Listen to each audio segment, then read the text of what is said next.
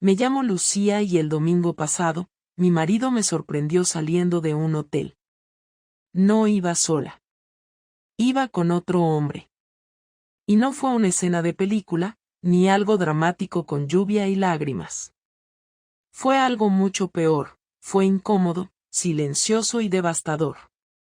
Yo llevaba una falda que nunca uso, de esas que compras para una ocasión que nunca llega, y un perfume que Andrés, mi marido, me había regalado en nuestro último aniversario. Irónico, ¿no?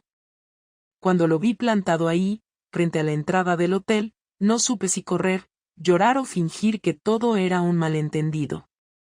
No dije nada. Él tampoco. Solo me miró. Pero esa mirada me dolió más que cualquier grito. La historia que te voy a contar no es para justificarme. Es para que entiendas como una mujer que lleva 10 años casada, con una vida aparentemente normal en Madrid, termina saliendo a escondidas con alguien que ni siquiera puede decir que ama. No soy una víctima, y tampoco un monstruo. Soy alguien que cometió un error. O muchos. Según como lo veas. Andrés y yo no teníamos problemas grandes. Nadie pegaba a nadie, nadie gritaba. Todo era correcto. Comida a las 2, series por la noche, sexo una vez cada 2 semanas con suerte, conversaciones sobre el trabajo, planes a futuro que nunca llegaban a concretarse. Y ahí, en esa comodidad que mata el deseo, empecé a desaparecer. Primero de a poco, y luego de golpe. Entonces conocí a Bruno. Fue en una clase de pilates a la que fui por una apuesta estúpida con mi compañera de trabajo. No iba buscando nada. Solo quería reírme un rato de mí misma tratando de no caerme haciendo la postura del perro invertido. Pero él estaba allí, con su sonrisa, sus bromas, su forma de mirar como si no tuviera prisa por nada. Y yo, que llevaba años sintiéndome invisible, me dejé mirar. No fue una aventura pasional desde el inicio. Fue una amistad con segundas intenciones que se fue desbordando. Un café. Luego 2. Luego una copa. Luego una excusa. Y después, un hotel. El mismo del que salí el domingo pasado, justo cuando Andrés decidió, por primera vez en la vida, sorprenderme. Y sí, vaya que lo logró. Volvimos a casa en el mismo coche, pero no hablamos. Yo intenté decir algo 3 veces, pero las palabras se me quedaban atascadas. Andrés tenía las 2 manos en el volante, con los nudillos tan tensos que parecían a punto de romperse. No puso música, no me miró, ni siquiera respiraba fuerte. Solo conducía como si llevara una bomba al lado. A mitad del trayecto bajé la ventanilla porque el aire se había vuelto tan denso que no lo soportaba más. Él no reaccionó. Yo no sabía si eso era mejor o peor. Que me gritara al menos me daría algo a lo que aferrarme. Pero ese silencio era como una sentencia. Aparcamos en el mismo sitio de siempre, frente al portal. Él bajó del coche sin esperarme y subió las escaleras como si no le importara si venía detrás o no. Cuando abrí la puerta del piso, lo encontré en la cocina, sirviéndose un vaso de agua. Ni me miró. Yo cerré la puerta con cuidado y me quedé ahí parada, con la chaqueta aún puesta, sin saber si entrar, si hablar, si largarme de nuevo. Después de unos segundos eternos, decidí que tenía que enfrentarlo. Entré a la cocina y me quedé de pie frente a él, que bebía el agua como si fuera lo único real en ese momento. ¿Quieres que diga algo? Pregunté con la voz más seca que he tenido en mi vida. Él dejó el vaso en la encimera, con suavidad, y al fin me miró. Había algo en su cara que me desarmó por completo. No era rabia, no era furia, no era dolor. Era decepción pura. De esas que no necesitan palabras. ¿Qué quieres decirme, Lucía? Preguntó al fin, sin levantar la voz. No lo planeé. No fue algo que busqué. No te lo voy a negar, pero tampoco voy a inventarme excusas. ¿Desde cuándo? Dijo, cortando mis palabras. Me quedé callada. No porque no supiera la respuesta, sino porque decirla en voz alta era otra puñalada. ¿Desde cuándo, Lucía? Un mes. ¿Y qué hacías? ¿Te acostabas con él y luego venías aquí a cenar conmigo como si nada? ¿Dormías conmigo después de estar con él? ¿Así de simple? No es así. ¿Ah, no? Entonces, ¿cómo es? Me callé de nuevo. No tenía nada que decir que pudiera cambiar lo que él ya sabía o imaginaba. Y cualquier cosa que saliera de mi boca en ese momento sonaría aún peor. Se pasó la mano por el pelo, como hacía siempre cuando estaba al límite. Luego se apoyó en la encimera, bajó la mirada y murmuró algo que casi no escuché. ¿Por qué? No supe si quería que le contestara o si lo decía para sí mismo. Pero lo hice igual. No lo sé. Me sentía vacía, invisible. Sentía que todo era igual cada día. No es tu culpa, no lo es, pero yo ya no me sentía viva. Y con él fue distinto. ¿Distinto cómo? ¿Te hacía reír? ¿Te decía cosas bonitas? ¿Te agarraba fuerte en la cama? ¿Te miraba como no lo hago yo? Sí. Todo eso. Lo dije sin rodeos, sin adornos. No porque quisiera hacerle daño, sino porque no podía seguir mintiendo ni disfrazando la verdad. Andrés me miró de nuevo. Esta vez no parecía triste, ni siquiera parecía enojado. Estaba frío. Distante. Como si en ese momento hubiera tomado una decisión y ya no quedara nada por discutir. ¿Lo amas? No. Entonces, ¿por qué volviste a acostarte con él después de la primera vez? No respondí. Porque esa pregunta me la había hecho yo también. Y la respuesta no tenía lógica. Solo pasó. Repetí porque el vértigo me distrajo de todo lo que me hacía sentir atrapada. Porque me gustó cómo me miraba, cómo me tocaba, cómo me hacía sentir algo distinto aunque fuese fugaz. No sé, dije. Fue una huida. ¿Y ahora qué? ¿Quieres seguir con él? No. ¿Y conmigo? No lo sé. Esa fue la única frase que lo descolocó de verdad. Dio un paso hacia atrás, como si necesitara distancia para asimilarlo. Tú no sabes si quieres seguir conmigo, pero yo sí sé que ya no quiero vivir contigo, Lucía. No lo dijo como una amenaza. Lo dijo como una conclusión, una más de tantas que probablemente había estado evitando desde hacía tiempo. Porque ahora que lo pensaba, no éramos felices desde hacía años. Vivíamos juntos, pero no compartíamos nada. Nos hablábamos, pero no nos escuchábamos. Y ahora que todo estaba roto, era fácil ver todas las piezas sueltas que llevaban tiempo tambaleándose. ¿Me vas a echar de casa? No. No todavía. Pero mañana me voy yo. Me quedaré en casa de mi hermano unos días. No quiero hablar de esto contigo ahora. Necesito pensar, necesito respirar. No confío en ti. Y eso ya es suficiente. Lo vi irse a la habitación, cerrar la puerta sin más, y me quedé sola en la cocina. El mismo sitio donde tantas veces habíamos cocinado, reído, peleado por tonterías. Me senté en una de las sillas y apoyé la cabeza en la mesa. Ya no sentía vergüenza, ni miedo, ni rabia. Solo un cansancio profundo que me helaba por dentro. La cosa es que Andrés no gritó, no rompió nada, no me insultó. Y eso dolía mucho más. Porque me di cuenta de que ya no había nada que salvar. O tal vez nunca lo hubo y solo fingimos bien durante demasiado tiempo. Andrés volvió a casa 3 días después. Yo no lo esperaba tan pronto, y mucho menos con esa cara. No era agresivo, pero ya no era el hombre al que estaba acostumbrada a ver. Había algo distinto en su forma de caminar, en cómo entró al salón y dejó las llaves sin mirar nada más. No saludó. No preguntó cómo estaba. Solo me miró, sin ninguna emoción, como si tuviera delante a una vecina con la que tenía que resolver una queja. Yo intenté mantenerme firme, pero desde que se había ido, todo se había vuelto más raro.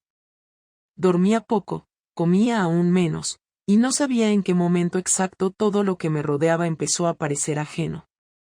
Aún así, traté de hablar, de decir algo que nos sacara de ese hueco. Pensé que tardarías más, le dije mientras me levantaba del sofá. No vine a quedarme, vine a hablar, respondió sin levantar la voz, pero con una frialdad que no había escuchado antes. Se sentó frente a mí, en el otro sillón. No cruzó los brazos, no evitó mi mirada, pero había una distancia entre nosotros que no tenía que ver con el espacio físico. Yo no sabía si decirle que lo había echado de menos o si eso ya era tan irrelevante como todo lo demás. Andrés respiró hondo, se pasó una mano por la cara y dijo algo que me dejó sin aire por un instante. Quiero que me digas exactamente qué pasó, sin rodeos, sin decoraciones, sin buscar compasión. Quiero saber todo. Tragué saliva. No estaba preparada para eso. Quería que él hablara primero, que se desahogara, que me gritara, que sacara todo lo que tenía dentro. Pero no. Me estaba dando la oportunidad de explicarme y yo no sabía si tenía el valor de hacerlo. Sin embargo, ya no podía esconderme más. Nos vimos por primera vez fuera del trabajo hace 3 semanas. Me escribió una noche diciéndome que tenía ganas de seguir hablando, que le caía bien, que no quería que quedara solo como una compañera de clase. Al principio pensé que era una conversación cualquiera. Quedamos para tomar algo. Fue en un bar cerca de Plaza de España. Había más gente, no fue algo privado. Pero ya ahí noté que la forma en la que me hablaba era distinta. Me sentí halagada. Lo sé, suena estúpido, pero me hizo sentir distinta. Andrés no reaccionó. Solo me escuchaba. Así que seguí. Después de eso empezamos a escribirnos todos los días. Él me buscaba, yo le respondía. Me contaba cosas, me hacía preguntas personales. Yo entré en el juego sin darme cuenta. Me di cuenta tarde de lo que pasaba. Nos besamos la segunda vez que quedamos. Luego todo fue avanzando sin planearlo demasiado. Solo, pasó. ¿Te acostaste con él más de una vez? Sí. ¿Dónde? Una vez en su casa, las otras en hoteles. ¿Pagaste tú? Una vez, sí. Las otras él. ¿Alguna vez hablaste de mí con él? No. Nunca. No le conté nada sobre nosotros. Andrés asintió lentamente, como si estuviera procesando una lista de daños. Se levantó, caminó unos pasos, se quedó mirando la ventana, y luego se giró hacia mí de nuevo. ¿Qué pretendías? ¿Pensaste en dejarme? ¿Pensaste en él como algo real? No. No pensé. Y ese fue el problema. No tuve ningún plan, no lo hice para reemplazarte ni porque quisiera algo más allá. Fue una mezcla de aburrimiento, de necesidad, de egoísmo. ¿Te arrepientes? Sí. ¿De qué? ¿De haberlo hecho o de que te haya pillado? De haberlo hecho. Lo otro iba a pasar tarde o temprano. Siempre hay una forma de que se descubra todo cuando una parte deja de importar. Andrés se quedó en silencio de nuevo. Yo sabía que estaba luchando por no explotar, pero también sabía que estaba hiriéndose por dentro tratando de mantener el control. Finalmente, volvió a sentarse. Yo me pregunté muchas veces si esto era culpa mía, si hice algo mal, si dejé de ser suficiente para ti. Pensé en nuestras rutinas, en mis horarios, en cómo hablábamos menos. Me culpé porque durante años traté de ser un buen marido. Y aún así, no lo vi venir. Pero ahora que te escucho, entiendo que nada de eso importa. Lo hiciste porque te dio la gana, porque pudiste, porque pensaste que nunca me enteraría. Porque fuiste cobarde. Yo no discutí. No tenía cómo rebatir eso. Lo había sido. Durante todo ese tiempo viví como si nada, sin valorar lo que él hacía por nosotros, sin pensar en lo que podía perder. ¿Quieres que sigamos juntos? Me preguntó de pronto. No sé. Pues yo sí sé. No puedo estar con alguien en quien no confío. No puedo dormir al lado de una persona que fue capaz de mentirme durante semanas sin dudarlo. No puedo ni mirarte sin pensar en lo que hiciste. Así que no, Lucía. Esto no se puede arreglar. No vamos a seguir. Lo que tú hiciste no tiene arreglo. Y no porque sea imperdonable, sino porque ya no quiero perdonarte. Yo sentí un nudo en la garganta, pero no lloré. Ya no. Me había pasado las últimas noches llorando en silencio. Ahora solo sentía una mezcla de vacío y resignación. Andrés se levantó, agarró su mochila, me miró por última vez y dijo: Voy a quedarme en casa de mi hermano. Te doy una semana para recoger tus cosas. No voy a vivir con alguien que eligió destruirme mientras sonreía frente a mí cada noche. Y se fue. No cerré la puerta detrás de él. Me quedé ahí, parada, con el corazón tan quieto que no supe si seguía latiendo. Había perdido a Andrés. Y lo peor de todo es que no podía culpar a nadie más que a mí.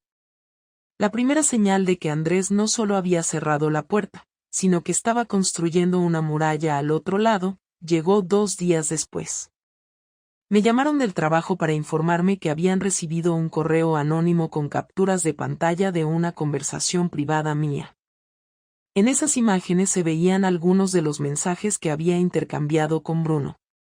Nada explícito, nada demasiado grave como para que me echaran, pero lo suficientemente personal como para que todo el departamento hablara de mí en voz baja cuando yo pasaba por los pasillos. Al principio pensé que podía haber sido alguien que Bruno conocía, alguien con acceso a su móvil, pero no me costó más de 2 segundos unir los puntos. Andrés tenía acceso a mi portátil, conocía mis claves, y si había algo que le sobraba ahora mismo, era tiempo para planear su propia manera de joderme. No respondió a mis mensajes después de eso. Ni a mis llamadas. Ni a los correos en los que le pedía, ya no que me perdonara, sino que al menos no me expusiera. No obtuve nada. Silencio total. El mismo silencio frío que lo había acompañado el día que se fue, ahora extendido como una sombra en todo lo que tocaba mi vida. Una semana después recibí una notificación de un burofax. No eran papeles de divorcio. Era algo más directo. Andrés me notificaba que no volvería al piso, que ya había rescindido el contrato de alquiler y que, como él era el titular del mismo, yo tenía 15 días para abandonar el inmueble. En la misma carta mencionaba que todos los muebles eran suyos, incluyendo el sofá, la cama, la tele y hasta el juego de cubiertos. Había hecho un inventario detallado y lo había adjuntado, firmando cada página. Leí todo de pie, apoyada en la puerta, sin poder creer que ese hombre que había compartido conmigo casi una década ahora me estaba desmantelando la vida con precisión quirúrgica. Pero ahí no terminó. El sábado siguiente, una amiga en común me llamó para decirme que Andrés había publicado un post en Facebook que había sido compartido por decenas de personas. No mencionaba mi nombre directamente, pero todo el que nos conocía sabía que se refería a mí. Era una historia detallada sobre una relación de pareja que se había roto por culpa de una infidelidad. Explicaba cómo había descubierto la traición, cómo había fingido estar bien, y cómo había preparado todo en silencio para marcharse y dejar a esa persona exactamente como se merecía, sola, humillada y sin recursos. Lo firmaba con una frase que me dejó helada: no grité, no rompí nada, no le pegué. Me limité a enseñarle que vivir sin mí era más duro de lo que imaginaba. La publicación tenía más de 1000 reacciones, comentarios de conocidos, amigos y hasta gente que ni siquiera sabía quién era yo, felicitándole por su entereza, por su madurez, por su elegante venganza. Al principio quise contestar, aclarar, dar mi versión, pero entendí enseguida que no había versión que me salvara. Yo era la mujer que había engañado a un hombre aparentemente perfecto, y eso era todo lo que necesitaban saber para condenarme. Perdí 3 amigas con las que salía los viernes, que dejaron de escribirme sin dar explicaciones. Mi hermana me llamó para decirme que nuestra madre estaba disgustada, que no entendía cómo podía haber arruinado algo tan bueno. Y todo esto mientras tenía que seguir trabajando con la cabeza baja, fingiendo normalidad en una oficina donde ya nadie me miraba igual. En cuestión de días, Andrés había hecho lo que yo nunca creí posible: me había dejado sin casa, sin reputación y sin apoyo. A los 10 días de haber recibido la carta del alquiler, contraté una mudanza rápida. Solo me llevé la ropa, mis libros, algunas cosas personales, y el portátil. Todo lo demás era suyo y no iba a discutir por muebles. Me fui a un pequeño estudio en Carabanchel, con humedad en el baño y sin calefacción. La primera noche ahí, dormí en un colchón inflable que chirriaba cada vez que me movía. No lloré. Me quedé mirando el techo, preguntándome en qué momento dejé de querer a Andrés, o si acaso alguna vez lo quise de verdad. Me sentí como una intrusa en mi propia historia. El lunes siguiente, me crucé con Bruno en la entrada del gimnasio. Me miró, se acercó con esa sonrisa estúpida que tanto me había gustado al principio, y antes de que abriera la boca, le dije que no. No a quedar, no a hablar, no a nada. Él se encogió de hombros, como si no le importara, y siguió su camino. Lo vi alejarse y sentí una mezcla de asco y vergüenza. No por él. Por mí. Porque lo había elegido sabiendo que no valía la pena. Porque le había dado espacio en mi vida cuando no merecía ni mi tiempo. No supe más de Andrés durante semanas. Pero su silencio seguía hablando en todas partes. Lo que me hizo no fue solo venganza, fue una demostración clara de lo que significa perder el respeto de alguien que te conocía tan bien. No necesitó insultarme, ni pegar un portazo. Le bastó con soltar las riendas y dejarme caer. Y cuando caí, no había red, no había nadie esperando. Solo el vacío. Andrés me escribió un mensaje después de casi un mes sin tener ningún contacto. Fue directo, sin saludos ni introducciones innecesarias. Me pidió que nos viéramos en un café del centro, uno que solíamos frecuentar cuando salíamos los domingos sin rumbo fijo. Lo leí varias veces antes de contestar. No era miedo lo que sentía, era algo más parecido a nervios mezclados con incertidumbre.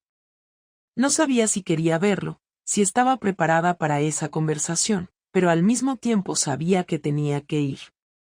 No podíamos terminar así, con una guerra fría silenciosa en la que nadie decía nada y todo se descomponía por dentro. Le respondí que sí. Puso hora, lugar, y eso fue todo. Llegué 10 minutos antes, como hacía siempre. Me senté en la misma mesa del fondo, pedí un café solo y esperé. Cuando Andrés apareció, lo reconocí enseguida, pero me sorprendió verlo más delgado. No era que estuviera mal, simplemente parecía otra versión de sí mismo, más contenida, más distinta. Se sentó frente a mí sin saludarme, dejó el móvil boca abajo sobre la mesa y pidió lo mismo que yo. Por un momento, ninguno dijo nada. El camarero trajo el café, se alejó, y quedamos los dos frente a frente como si fuéramos dos desconocidos con un tema pendiente. No vengo a gritarte ni a reclamarte nada, dijo él al fin. Quiero cerrar esto de una forma clara. Lo que pasó ya no se puede deshacer, y lo que dijiste aquella noche, tampoco. Lo sé, contesté sin tratar de justificarme. Te voy a hacer solo una pregunta. Quiero que me respondas con total sinceridad, sin pensar en lo que voy a hacer después. Solo la verdad. Vale. ¿Querías que me enterara? Me sorprendió. No era una pregunta que esperara. Nunca la había considerado. Pensé un momento. Pensé en aquella mañana saliendo del hotel, en la falta de reacción, en los errores básicos que cometí al esconder algo que no era tan difícil de ocultar. No lo hice a propósito, dije al fin. Pero parte de mí, tal vez inconscientemente, dejó de tener cuidado porque sí, quizás quería que lo supieras. No para hacerte daño, pero para ver si algo pasaba, si algo cambiaba. Andrés asintió despacio, sin mirarme, como si ya esperara esa respuesta. Tomó un sorbo del café y lo dejó sobre el plato. Pues algo cambió. Todo. Y no va a volver a ser como antes. No quiero seguir con esto. No quiero vivir con resentimiento. No quiero despertarme cada día pensando en dónde estuviste, con quién hablaste o qué ocultas. No puedo estar con alguien que me hizo sentir así. Lo entiendo, dije. Y no te pido que lo olvides, ni que lo perdones. Solo quería entender si había algo que salvar. Pero ya veo que no. No es que no haya nada que salvar, Lucía. Es que lo que se rompió no era solo la confianza. Fue la imagen que tenía de ti. No te idealizaba, pero creía en ti, en lo que teníamos. Pensaba que si algo iba mal, lo hablaríamos. Siempre te consideré una persona honesta. Y no lo fuiste. No por una noche, sino por semanas. Eso me hizo pensar que no te importaba lo que yo sentía, que te daba igual si me enteraba o no. Me equivoqué. Me perdí. No estoy esperando que me entiendas, pero al menos quería decírtelo cara a cara. Y yo agradezco que estés aquí. Por eso te escribí. No quería dejar esto flotando. Quiero que tengas claro que no te odio. Me dolió, me partió, pero no te odio. Me decepcionaste, sí. Pero no quiero cargar con eso. Gracias por decírmelo, le respondí, y por primera vez desde que empezó todo, sentí que me escuchaba de verdad. Vamos a firmar los papeles del divorcio la semana que viene. Ya hablé con un abogado, y te va a llegar todo por correo. No pienso discutir por dinero ni por nada. Quiero que sea rápido, limpio. Te dejo quedarte con las cuentas conjuntas. Yo ya abrí una nueva. No esperaba nada, dije. No quiero aprovecharme. Si quieres, repartimos. No. Quiero dejarlo así. Me da igual lo material. Lo que me importaba ya no está. Solo quiero poder mirar hacia adelante sin cargar con esta mierda. Lo entendí. Y aunque me costó tragarme el orgullo, no discutí. Andrés se levantó, dejó un billete en la mesa y me miró por última vez. Cuídate. Y espero que no vuelvas a hacer esto con nadie más. No porque me lo debas a mí, sino porque nadie merece esto. Asentí. No dije nada más. Lo vi salir del café, con paso firme, sin mirar atrás. Me quedé ahí, sola, con el café ya frío y un montón de cosas que nunca llegué a decir. Pero quizás estaba bien así. Porque esa conversación, tan directa, tan cruda, era el final que necesitábamos. Ya no había espacio para reproches ni para nostalgia. Lo habíamos roto. Y ahora solo quedaba aceptar. Después de aquella conversación en el café, no volví a ver a Andrés. Firmamos los papeles del divorcio la semana siguiente, como él había dicho, sin drama, sin abogados peleando por propiedades ni bienes. Me dejó lo que teníamos en la cuenta compartida y se encargó de todo el papeleo para cerrar los trámites rápido. Lo hizo como quien cierra un proyecto pendiente, con eficacia, sin implicación emocional. Yo fui a la notaría sola, firmé, recogí mi copia y volví a casa con los documentos en el bolso sin saber muy bien qué hacer con ellos. Durante los días siguientes, me sentí suspendida en una especie de pausa. Nadie me llamaba, nadie preguntaba por mí. No había nuevos mensajes, ni planes, ni invitaciones. En el trabajo seguían tratándome con esa cortesía tensa que reservan para quien tiene una mala reputación pero sigue siendo parte del equipo. Nadie decía nada, pero todos sabían. Yo había dejado de ser Lucía, la compañera de siempre, para convertirme en la que engañó a su marido. Y no era solo una etiqueta social. Era una carga que empezaba a pesar más de lo que esperaba. Pasaron 2 meses antes de que pudiera dormir una noche completa. La culpa no era lo único que me mantenía despierta. Era también la sensación de haber perdido algo que ni siquiera había valorado en su momento. Y lo peor es que no era solo perder a Andrés, era perder la versión de mí misma que existía cuando aún creía que tenía todo bajo control. No me arrepiento de haberme separado. Andrés hizo lo que tenía que hacer. Yo no merecía otra oportunidad. Me arrepiento de haber actuado como si el matrimonio fuera una cosa estática, como si pudiera dejarlo en pausa mientras yo buscaba estímulos fuera. Durante años me quejé de la rutina, de la falta de emoción, de sentirme apagada, pero nunca dije nada. Nunca hablé con él de verdad. Esperé a que todo se rompiera para reaccionar. Fue una cobardía. Intenté retomar contacto con algunas personas que había perdido por todo esto. Escribí a una amiga que me había dejado de hablar después de que se viralizara el post de Andrés. Le pedí perdón, no para que me perdonara, sino porque quería asumir lo que había hecho. Me respondió con un mensaje corto, diciendo que valoraba mi sinceridad pero que prefería mantener distancia por ahora. Lo entendí. No insistí. Supongo que cuando cometes un error grande, tienes que asumir que mucha gente simplemente va a decidir borrarte de su vida. No hay forma elegante de evitar eso. Bruno desapareció del mapa. Lo dejé de ver en el gimnasio, no volvió a escribirme. Ni siquiera intentó una conversación de cierre.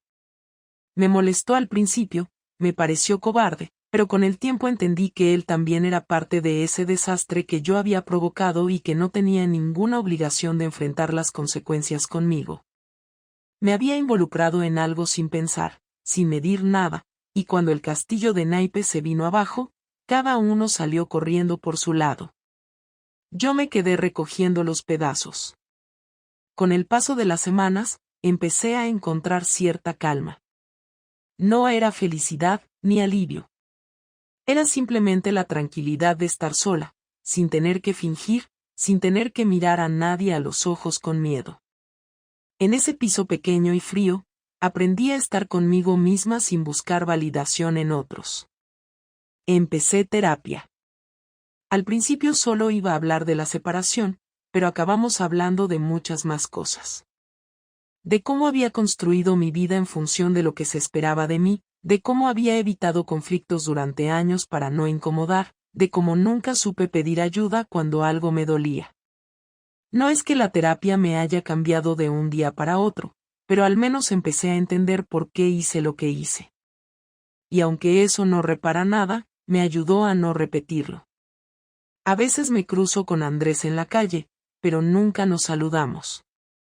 Nos vemos, bajamos la mirada y seguimos. Él parece bien. Lo veo más suelto, más ligero. No sé si está con alguien. No me corresponde saberlo.